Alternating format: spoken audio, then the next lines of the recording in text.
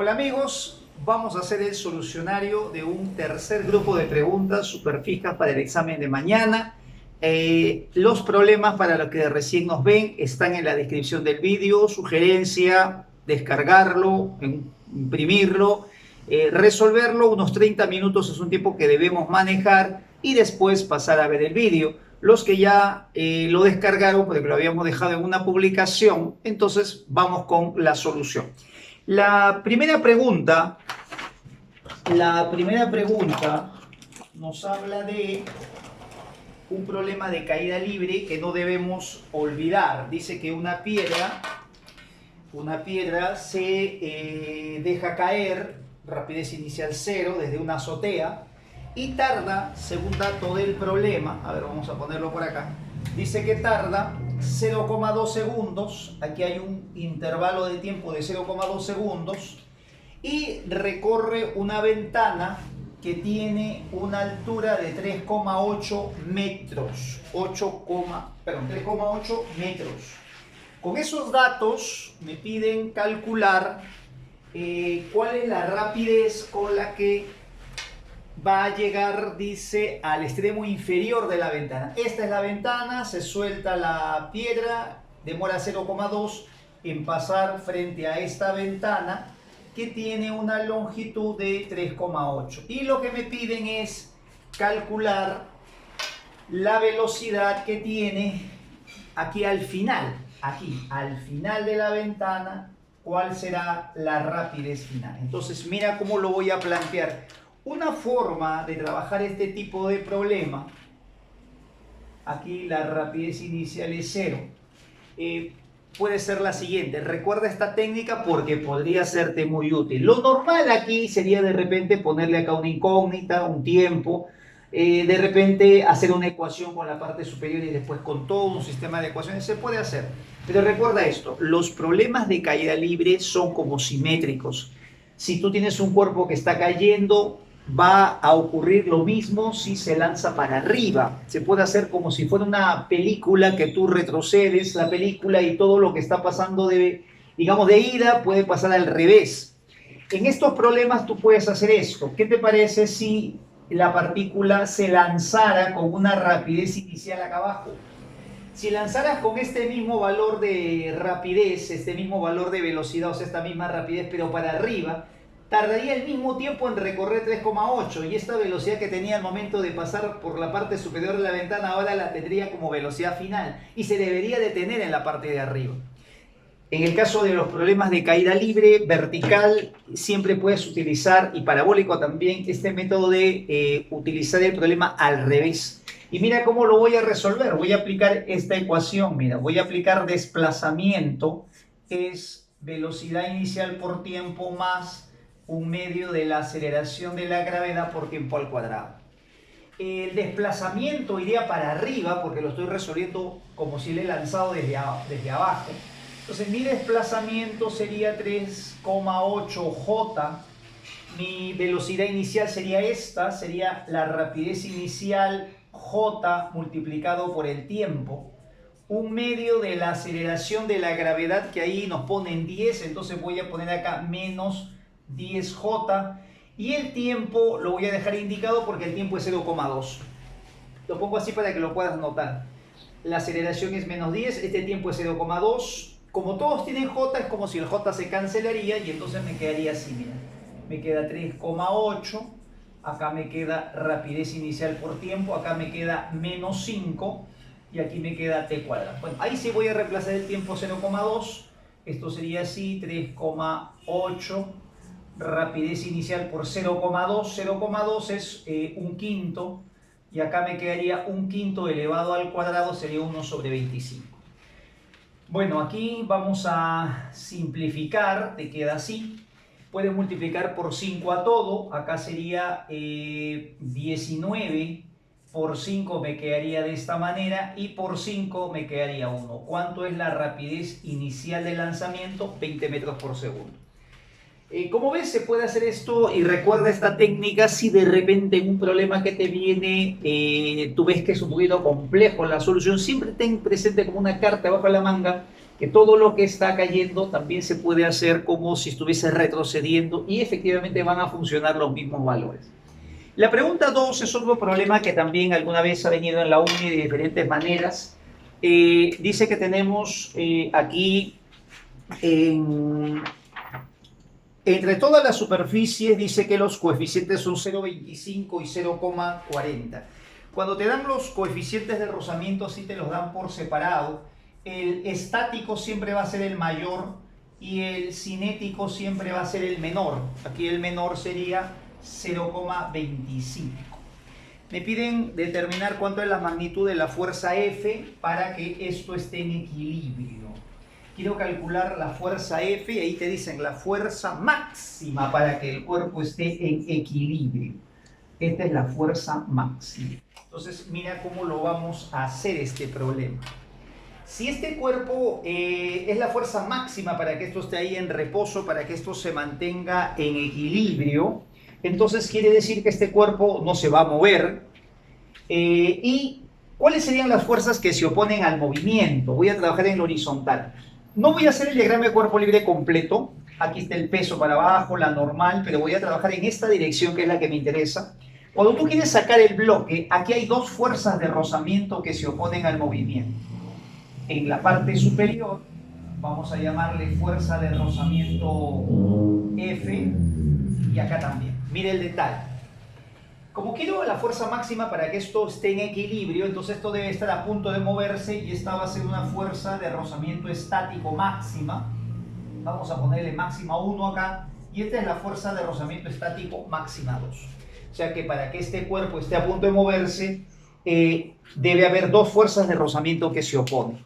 Entonces, si quiero que este cuerpo esté a punto de moverse, pero todavía no se mueve, las fuerzas de rozamiento son máximas, y como esto está en equilibrio, esta fuerza debe ser igual al valor de esas dos. Entonces puedo plantear aquí mi ecuación, a ver, por aquí lo voy a poner. La fuerza F, esta fuerza que es máxima, va a ser igual a la fuerza de rozamiento estático máxima 1, más la fuerza de rozamiento estático máxima 2. ¿Y cómo voy a calcular esas fuerzas de rozamiento?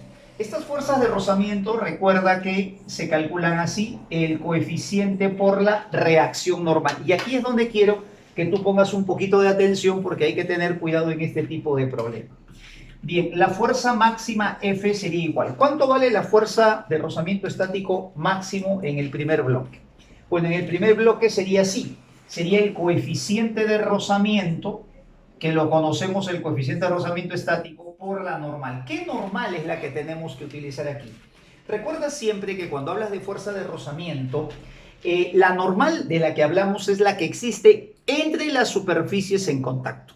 Quiere decir que si este bloque está en contacto con el de abajo, aquí en este contacto hay una normal. Y esa normal es la que uno utiliza en la fuerza de rozamiento.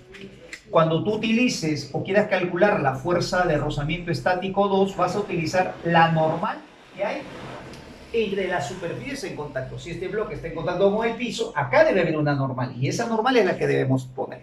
Y entonces esto quedaría finalmente así, mira. El coeficiente de rozamiento, voy a usar el estático, lo puedo factorizar 0,4, me quedaría normal 1 más normal 2. ¿Cuánto sería la normal en la primera superficie? Entonces aquí sí lo voy a hacer mentalmente para que no se pierda un poco la idea de lo principal que es la fuerza y el rozamiento. Aquí la normal sería de esta manera. Este bloque aplica una fuerza hacia abajo, que es la fuerza de la gravedad, y esta superficie responde con una normal. Para que esto esté en reposo, peso y normal son iguales, entonces esta primera normal tiene que ser igual al peso del bloque, que es 40. La segunda normal, la que está aquí en el piso, sería así, mira, ojo, ojo. En este bloque solamente he agarrado el de arriba, porque solo el de arriba se apoya en la superficie. Para esta superficie agarra todo, agarra todo. Esto es como un solo cuerpo y todo en total está aplicando una fuerza de 120. La normal, ¿cuánto debe ser para que lo equilibre? La respuesta es 120. Ahí calculas la fuerza máxima y esto te debe salir, la respuesta debe ser 64. Esa es la solución. Nos vamos a la pregunta 3. Un problema que no podemos dejar de revisar es gravitación universal y particularmente podría de repente venir leyes de Kepler. Tenemos dos satélites A y B. Dice que la relación de sus radios son 4, RA entre RB es 4. Eso quiere decir que este radio es como R y este radio es como 4R.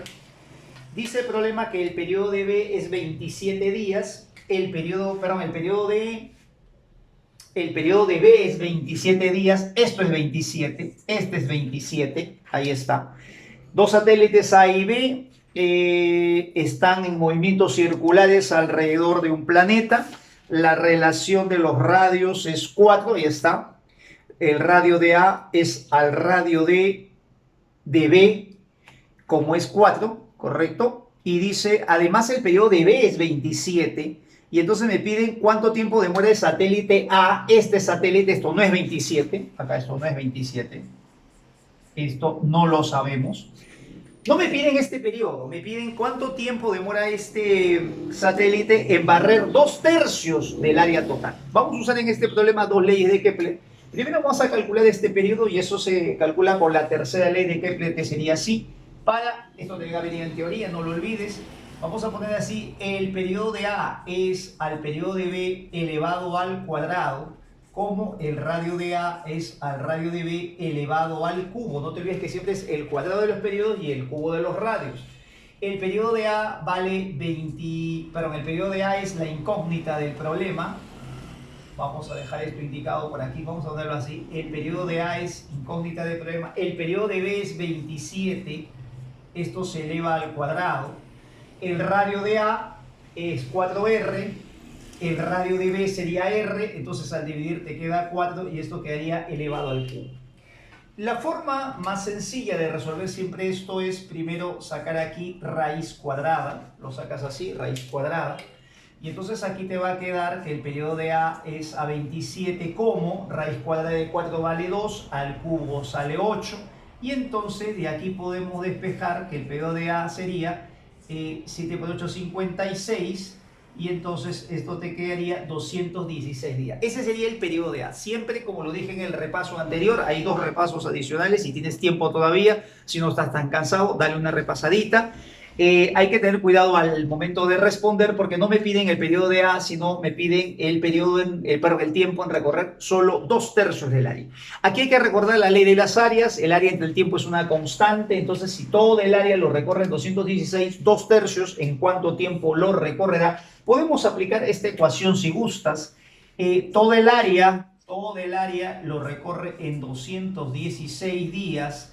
2/3 del área, que es lo que me piden, en cuánto tiempo lo recorrerá, y eso, así ves, se puede operar.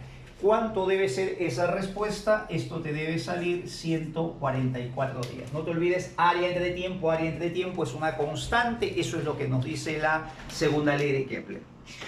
Otra preguntita que también nos faltó en los temas anteriores, que podría venir y que siempre hay que tenerlo presente, es sonido. Tenemos una fuente que tiene una potencia de 100 pi kilowatts y me piden el nivel de intensidad justo a una distancia de, vamos a poner acá, un punto que está a 500 metros. Dice el problema que tenemos una fuente, tenemos que imaginar siempre que esta es una fuente puntual, el sonido se expande, digamos, en todas las direcciones. Y entonces a una distancia de 500 metros vamos a calcular el nivel de intensidad. Para eso, primero hay que calcular la intensidad sonora, que sería así, a ver, vamos recordando, sería la potencia entre el área que es 4pi por r cuadrado. Esa sería la forma ya de la intensidad. Entonces la potencia, vamos a poner por acá, sería 100 pi por 10 elevado al cubo. Abajo voy a poner 4pi y la distancia justo sería 500 elevado al cuadrado. Vamos a despejar de ahí la intensidad. A ver, esto me quedaría aquí 100 pi entre 4pi, se van los pi, te queda 25 por 10 al cubo.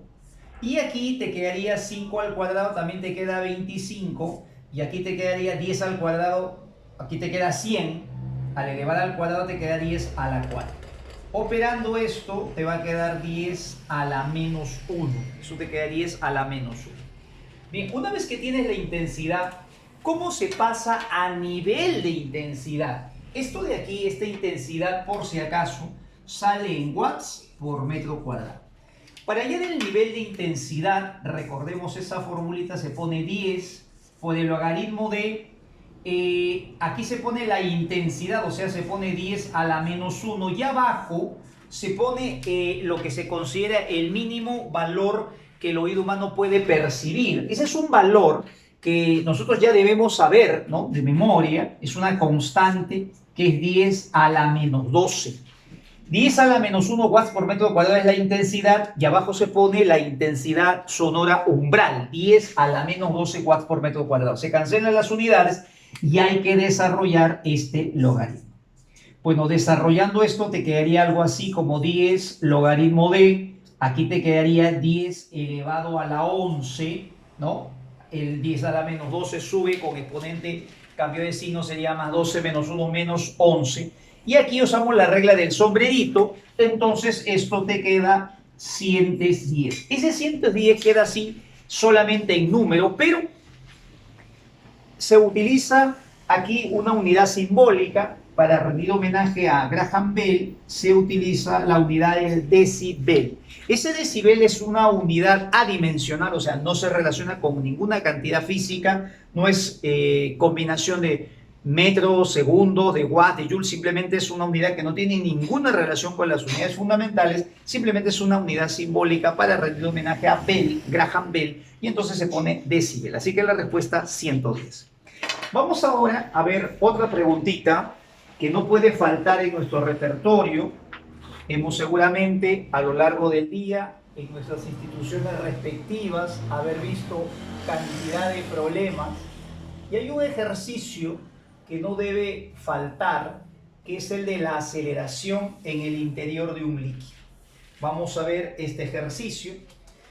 Dice que tenemos un cuerpo de una densidad de 0,8, acá tenemos densidad 0,8 gramos por centímetro cúbico y tenemos una masa de 100 gramos, todo está en gramos, y me dicen que está así dentro del agua, se libera y me piden cuánto tiempo demora en llegar hasta la superficie sabiendo que esta profundidad es 20 metros.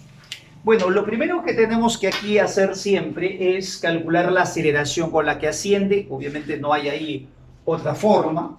Entonces el diagrama de cuerpo libre del esferite se hace así. Primero dibujas el peso, que es el mg, y aquí hay una fuerza que se llama el empuje.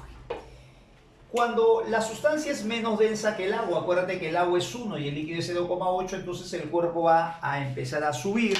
Y este cuerpo se va a acelerar hacia la parte de arriba. Esa aceleración se calcula por dinámica, así que nosotros por dinámica vamos a resolver de esta manera. La fuerza neta, aquí sería lo que va a favor de la aceleración menos lo que se le opone, y eso sería masa por aceleración. Tengo que hallar primero la aceleración y después calcularé el tiempo. Para calcular el empuje voy a usar la densidad del líquido, en este caso voy a usar la densidad del agua, porque dice ahí que es agua, entonces la densidad del agua por la aceleración de la gravedad por el volumen desalojado. Voy a llamarle B al volumen desalojado. La masa del cuerpo sería la densidad del cuerpo por el volumen del cuerpo, y esto sería multiplicado por G. Y acá nuevamente la masa sería la densidad del cuerpo por el volumen por A. Si todo el cuerpo, como ves, está sumergido, el volumen desalojado y el volumen del cuerpo son iguales, así que te queda de esa manera. Esto siempre se puede reducir así el volumen, así que no interesa el volumen. Y entonces puedes despejar la aceleración, que te queda como una especie de formulita, ¿no? Densidad del líquido menos la densidad del cuerpo por G, todo dividido entre la densidad del cuerpo. Esto quedaría así, entonces mira, la densidad del líquido lo voy a poner 1, la densidad del cuerpo 0,8, voy a factorizar G, y la densidad del cuerpo la voy a pasar a dividir, la densidad del cuerpo es 0,8 y esto sería la aceleración.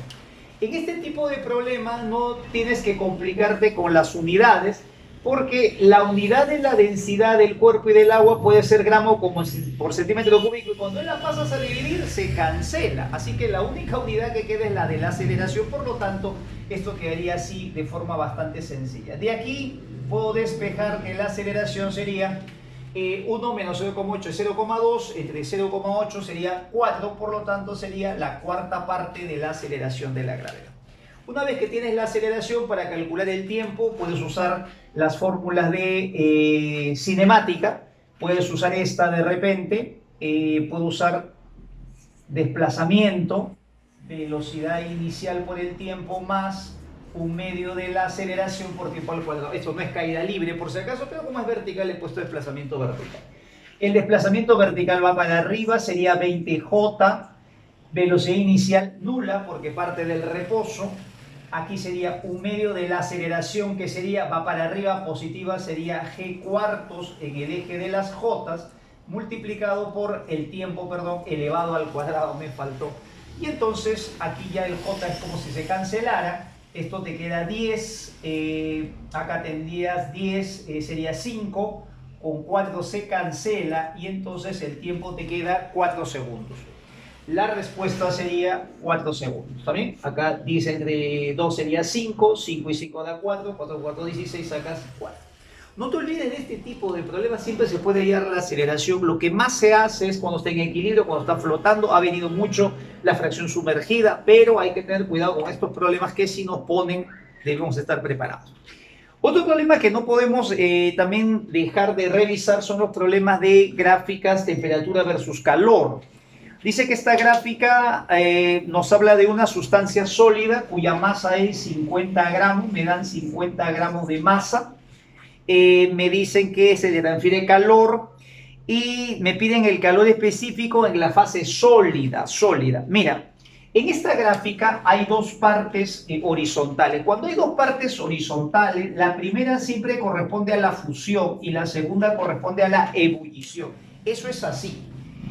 Pueden estar debajo del cero, encima del cero, una debajo del cero y otra encima, eso no interesa, pero siempre la de abajo, la más baja es la fusión, la otra es la ebullición. Si esta es la fusión, antes de la fusión, esta parte sólida, esto es líquido y por acá debe venir el vapor y eso ya no lo vemos. Entonces me piden el calor específico de la fase sólida, eso se calcula así, a ver para los que no se acuerdan, el calor específico es el calor dividido entre la masa, variación de temperatura. La masa la conozco, la variación de temperatura de la parte sólida es 30, lo que me falta es cuánto calor se utilizó. Y para calcular este calor, ¿cómo lo puedo hacer? Entonces aquí tengo que recordar también que el calor se puede hallar así en el cambio de fase, es masa por calor latente de fusión. El problema nos dice que el calor latente de fusión es 10, o sea, esto quedaría así, mira, el calor utilizado en este cambio de fase sería la masa 50 por calor latente 10, esto sería 500. Escucha bien esto, ¿ah? En esta gráfica, los calores de cada proceso siempre se hallan restando. Este calor 500 es este calor, mira, de este punto a este punto, esto es 500. Este pedacito es 500. Esa es la cantidad de calorías que le he tenido que dar, está en calorías, para que una vez que la sustancia llegó a su temperatura de cambio de fase, empiece a producirse la fusión. Si aquí al final tengo 650, quiere decir que aquí debo tener 150. Y ahora sí, creo que puedo calcular el calor específico de la fase sólida. Esto sería 150 calorías, la masa sería 50 y el cambio de temperatura de menos 10 a 20 ha sido 30 grados. Calculo el calor específico, a ver, simplificando, creo que eso me sale 0,1 calorías por grado Celsius. Supongamos que las claves estuviesen no en calorías, sino en Joule por kilogramo Kelvin o Joule kilogramo grado Celsius, porque como esto proviene de una variación, Celsius y Kelvin son iguales. Entonces, ¿cómo podría ser? Esto multiplica, no te olvides, por 4186 y ya lo tienes en calorías. Número 7, vamos a hacer otra pregunta por acá. Espérate, ¿dónde está? Aquí lo he dejado. Vamos a hacer la 7, que es un problema que ha empezado a venir también en los exámenes de la uni, que es el proceso adiabático. Si de repente todavía no tienes sueño, si de repente todavía estás súper energizado, puedes darle una revisión. En mi canal hay un vídeo de termodinámica y en este problema nos dicen tenemos 3 moles de un gas helio a una temperatura de 27 grados Celsius. Me piden el trabajo cuando se calienta hasta 227 de forma adiabática. ¿Cómo se calcula? Aquí me piden calcular el trabajo realizado en forma adiabática. Entonces, aquí recuerda lo siguiente. Para hallar el calor en forma adiabática, me piden el trabajo realizado. Acuérdate que calor es igual a trabajo más variación de energía interna. Vamos a recordar eso. En un proceso adiabático el calor es cero y este trabajo se calcula así, por si acaso voy a aprovechar de ponerlo. Es presión final, volumen final, presión inicial, volumen inicial, 1 menos una cosa que se llama coeficiente adiabático. Este gamma no es otra cosa, a ver, por acá voy a poner por si acaso, gamma es el cociente de CP sobre CB. O también la variación de energía interna se puede hacer de esta manera. La variación de energía interna en cualquier proceso se puede hacer de esta forma. Número de moles, capacidad calorífica molar a volumen constante. Ojo, eso va a venir en simulacro de la uni. Entonces hay que siempre tener presente eso por variación de temperatura. Aquí hay un detalle, mira. Si estas dos cantidades suman cero, entonces estas dos tienen el mismo valor y signos contrarios. ¿Cuál de las dos será más fácil para poder calcular el trabajo? Calcular todo esto es un poquito trabajoso porque no tengo presión, no tengo volumen, pero calcular esto es más fácil, porque el número de moles tengo, el cambio de temperatura también, y este CB es conocido. Como dice que es helio, como dice el problema que es helio, eso significa que este es un gas monoatómico, y si es monoatómico, el CB tendría que ser 3 medios de R. Entonces, esto de aquí puedo calcular y se supone que los dos tienen que darme 0 o sumar 0, por lo tanto el trabajo yo podría decir también que es igual a menos este resultado. Entonces recuerda así, mira, una forma de calcular el trabajo sería decir que es NCB, variación de temperatura, pero con signo negativo. Insisto, para aquellos que de repente no me han entendido, estas dos ecuaciones las debes conocer, pero las dos tienen que sumar 0. Si lo calculo por acá no me conviene porque no tengo los datos suficientes, esto sí lo puedo calcular y estos dos tienen que tener el mismo valor pero con signo contrario. O sea que el trabajo también tiene que ser igual a este valor pero con signo negativo. Y así es como lo voy a calcular. Esto haya venido en la uni varias veces, así que ahora es también posible que venga. Número de moles sería 3. Esto sería 3 medios de R, donde R es 8,31, la constante universal de los gases. Y el cambio de temperatura es final menos inicial, así que esto de aquí sería restando 200. Vamos a despejar, ahí multiplicando, esto te debe salir aproximadamente, te sale 7500, creo, porque te pide en 10 al cubo. Esto aproximadamente te sale 7500 joules. Esa es la solución. En la pregunta 8, un problema que de hecho hay que siempre revisar es la ley de Lenz. Cuidado, no vayan a sorprender con la ley de Lenz. Dice, cuando el imán se aleja rápidamente de la bobina, que es lo que ves aquí, acá tienes una resistencia, los puntos AB, me piden determinar lo correcto. Cuando tenemos un imán que se acerca o se aleja a una bobina o a un conductor, el campo magnético que actúa sobre ese conductor, sobre esa bobina, va a variar. Entonces, si él se mueve, aquí va a haber una corriente inducida. Si él estuviera en reposo, no hay ninguna corriente, pero si él se aleja o se acerca, siempre hay corriente inducida. Así que la primera proposición dice, 1, no existe corriente inducida porque no hay fuente. La primera proposición es falso porque no es necesario que haya fuente, basta el movimiento del imán. La segunda me piden cómo va la corriente y voy a aprovechar de recordar. Voy a enseñarte dos técnicas bastante bonitas, bastante fáciles. La primera es la forma, digamos, oficial de hacerlo, ¿no?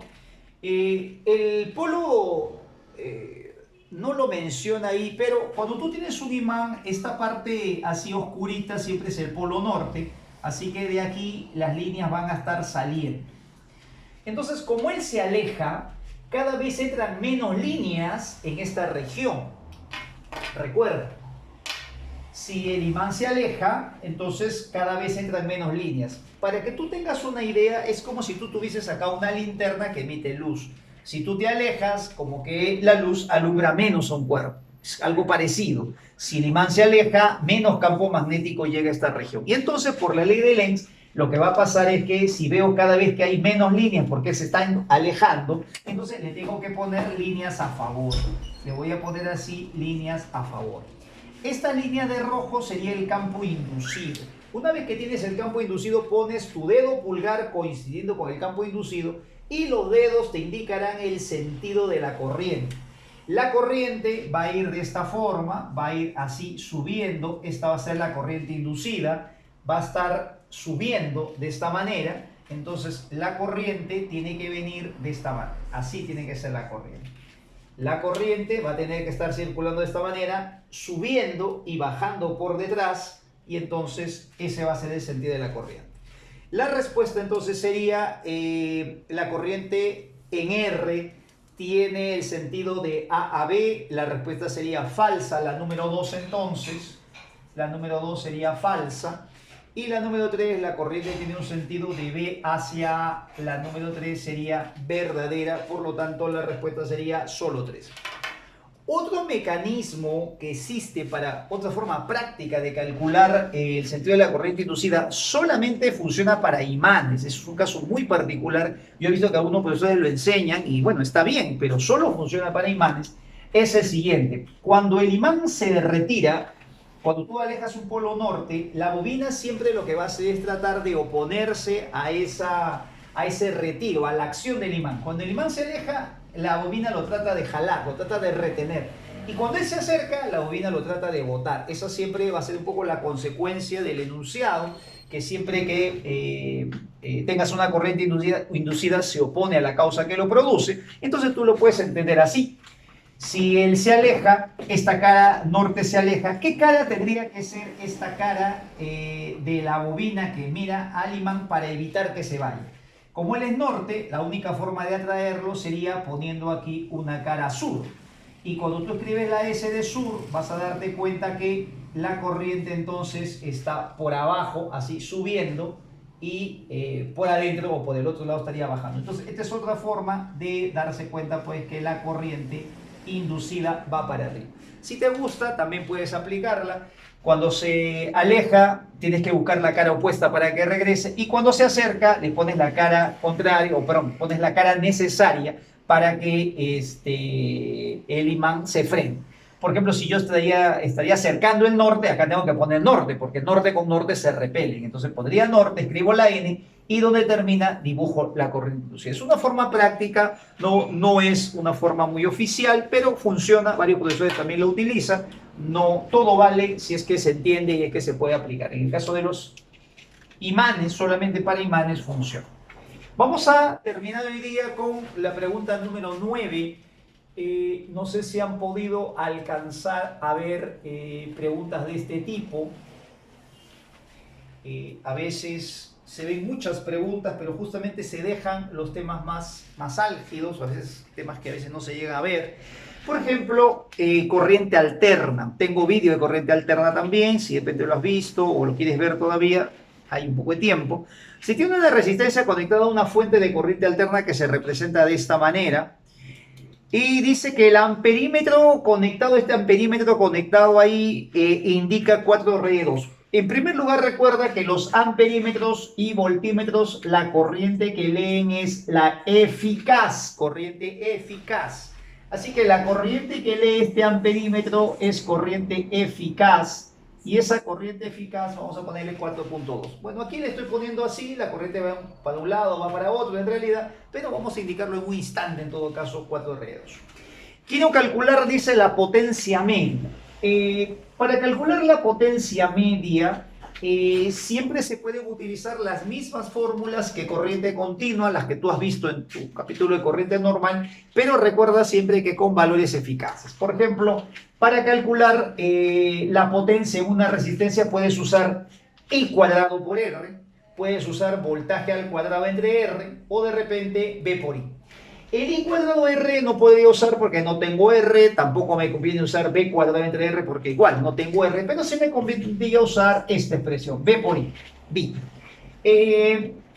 Cuando tú hagas esto, se puede aplicar la misma formulita de corriente continua, pero trabajando con valores eficaces. Estos valores no deben ser los instantáneos, sino los valores eficaces, tampoco los máximos.